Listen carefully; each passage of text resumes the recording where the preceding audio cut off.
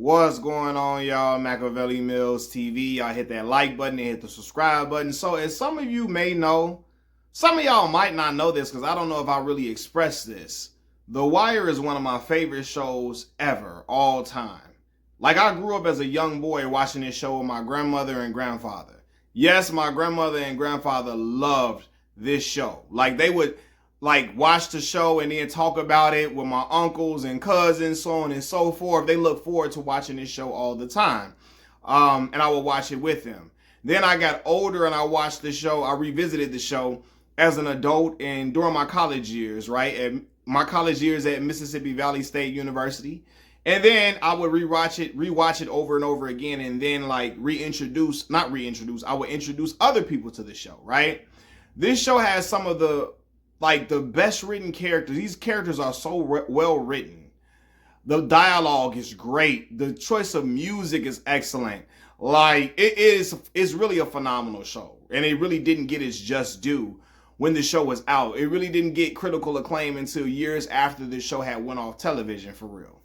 But with all the well-written characters on this show, one character was written so well, I hated his guts. I can't stand this motherfucker. Russell Stringer Bell is a goofball Jamal. He is a grade A goofy, for real, in my Chicago voice. I couldn't, for real, we would be watching this show, and I'd be like, I hate this dude. I didn't start liking Idris Elba till Daddy's Little Girls came out, when Tyler Perry movie, when he was on there, right? Because him and Stringer Bell, he was a dirty, slimy, conniving, backstabbing, manipulating. I'm talking about a scoundrel. I was like, oh man, this dude is a Slytherin. This is Draco Malfoy in adult form. Draco Malfoy, if you watch Harry Potter, right? But he is a Slytherin, the snakes, the biggest snakes of them all. I remember watching this show. And I remember being so appalled when I watched him smashing Donette, D'Angelo's girl, while D'Angelo was locked up in jail, fighting for his life in jail. I was like, oh, I remember as a young boy saying, oh, hell no. This had go for real, man. Your man's gonna come over there on your old lady, and he was plotting on her. Stringer Bell was plotting on her from the moment he first saw her. Because y'all know D'Angelo, that's Avon Barksdale's nephew, right? When D'Angelo got off, for the unaliving, I gotta say unaliving because I don't want to get demonetized on YouTube, right? When he got off for the unaliving, they have I think they was having a dinner or something like that. I forget what it was. And D'Angelo bring Donette and his baby around. And Stringer Bell make a certain comment about Donette. I forget, was he talking about how she looked in the jeans or something like that? Y'all can correct me if I'm wrong because I'm doing this video off the cuff. But I was like, oh hell no. When I look at that, I'm like, he was already plotting. But when D got locked up, he gonna kill his ass. He gonna kill his old backstabbing slimy ass over there to Donette house, pulling on her zipper and shit, so he can pull down her shirt and get the tongue in her down. All while the camera pans to the picture of Donette, their baby, Donette, D, and they baby. And then you hear that, my sweet thing, you're not mine, I can't deny it. It's a great music choice. Because that wasn't his girl. And he wanted to smash her, and she wanted to get smashed. I'm like, Donette, you trifling heifer. You trifling heifer up in here, messing with your dudes. Boss, you know what I'm saying? Messing with your dudes, your dude's uncle's right-hand man. You feel me? Messing with D'Angelo's uncle, right-hand man. His uncle's right-hand man, and here you go. Then Stringer Bell ass, he got the nerve to be at Donette house trying to play family man. He having dinner with Donette and shit. You feel me? They out here eating dinner. I'm talking about licking the plate clean. Sucking on his fingers, the food so good to him and all that. He getting attitudes and shit over there with Donette. like he going off. That's been his old lady for 20 years. And I'm doing a lot of cussing, so forgive me. But I can't stand Stringer Bell. Seriously. You feel me? Then he plots to get D offed in jail. Gets D offed in jail behind Brianna and Avon's back. They don't know nothing about it. So you gonna take her her child's father off the map while you smashing her, taking her down through there.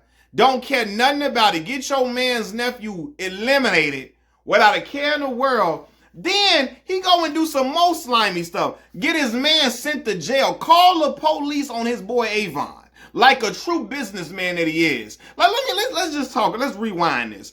Russell Stringer Bell's punk ass was out here trying to apply college economics and college academics to the street world. And he did it so much that he inadvertently had street dudes, drug dealers, taking notes at a meeting about drug dealing. He had the drug dealers taking notes at a meeting about drug dealing, and he gonna get mad. You taking notes on a conspiracy, on a drug conspiracy? Yeah, cause you out here taking them dang on community college classes and thinking you Albert Einstein, thinking you Nikola Tesla, trying to bring it over there to the drug world and trying to make it sophisticated and all of that. And you out here like setting yourself up for the okie doke, and you got people out here, you got the lines blurred, thinking that the drug game is some big academia. It's like it's a big academic arena. It's not, Stringer Bell. And that's where his problem lied to begin. But anyway, yeah, he gonna call the police on his right-hand man, Avon, on the boss. Call the police on Avon. You know what I'm saying? So he can get Avon sent to the box, all because he wanted the water in with Marlo so he can keep the coke connection with Proposition Joe. So he can keep that coke connection. And you know what I mean? He gonna send Avon to the box. You feel me? Like, I was like, man, I don't know, man. I don't like this dude at all. This dude is foul. He is treacherous. He is a schemer. He is a scammer. He is what's that? They smile in your face all the time. They want to take your place. The backstabbers. Backstabbers. That was Stringer Bell. Like, for real, man. I promise y'all, man. I was so happy to see Brother Muzon and Omar get him up out of here. I was so happy, man. Get him up out of here. Like, then I remember, first of all, I want to go back to this scene where he admits to Avon that he got de-offed in jail, right? Because Avon was telling him, man, what life you snatched? Whatever. He gonna try to pull that trump card out here. That's why I got your nephew gone. See, all that business class stuff he was taking didn't prepare you what was, like, all the business classes didn't really let him see the hit coming from Brother Muzon and Omar. That was crazy. The business classes couldn't prepare him for that. But again, he got a little arrogant. His pride was hurt. You know, he say, oh man, my man's challenging my street credibility. Let me tell him I got his nephew up out of here. Right? Told him that to his face. I'm like, oh yeah. Man, I promise y'all, I wanted Avon to get him out the way right then. Avon's shoulder was a little messed up, but you know, I wanted Avon to get him up out of there immediately. Like, oh yeah, he got to go. He got to go. You know what I'm saying? But the coldest thing Stringer Bell did during the show is when he said, I want you to put the word out that we back up. You hear? We back up. That was the coldest thing. That was the coldest thing, the coolest thing he did. I ain't like, man, Stringer Bell. Oh, nah, bruh. You feel me? McNulty was looking when he called the police on him. He was like, yo, where's the thrill of the chase?